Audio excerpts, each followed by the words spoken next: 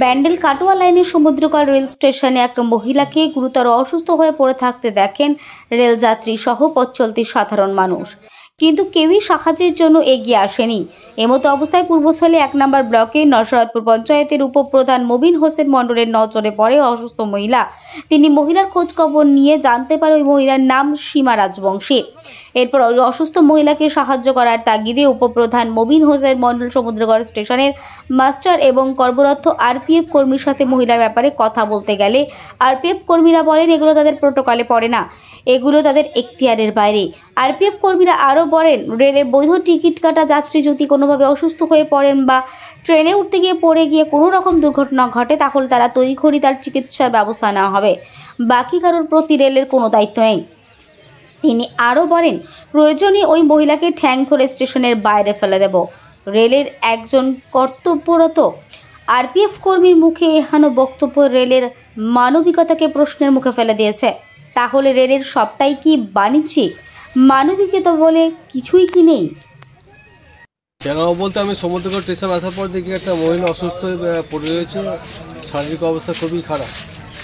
আমি এই অবস্থা থেকে স্টেশন মাস্টারকে জানাতে গেলাম। স্টেশন মাস্টারকে জানানোর পর স্টেশন মাস্টার বললো বিষয়টা আমি দেখছি। সেই মুহূর্তে আরপিএফ আসে।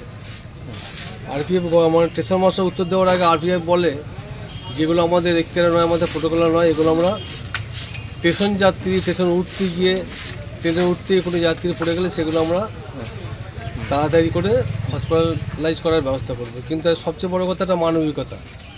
আরপিএফের মানবিকতা থেকে আমরা মুগ্ধ হলাম যে আরপিএফ একটা অসুস্থ পেশেন্ট ঘরে স্টেশনে পড়ে আছে, তিনি সেটা করবেন না। তিনি একটা কথা বললেন যে ওই পেশেন্টকে দরকার হলে আমরা ঠ্যাং ধরে বাইরে বার করে দেবো, সুস্থ থাকলে তাকে বাইরে বার করে দেবো, এটা দেখার এখতিয়ার আমাদের নয়। আরপিএফের মানবিকতা থেকে আমরা মানে বিস্মিত হলাম যে আরপিএফ কী করতে থাকে স্টেশনে।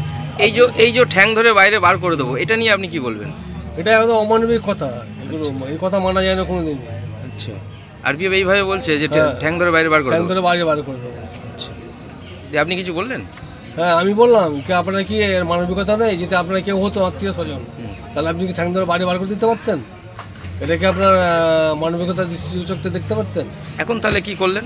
এখন আমরা কাল্লা জিআরপি এসছিল, তেনার সিভিক দিয়ে, আমাদের লোকাল থানার সিভিক ছিল, সেই কাল্লা জিআরপি সিভিক দিয়ে কাল্লা জিআরপি তত্ত্বাবধানে মানে তার তৎপরতায় আমরা কাল্লা হসপিটালে পাঠিয়ে দিচ্ছি। আপনার নাম? আমার নাম মবিন হোসেন মণ্ডল, নরসরাদপুর পঞ্চায়েতের উপপ্রধান।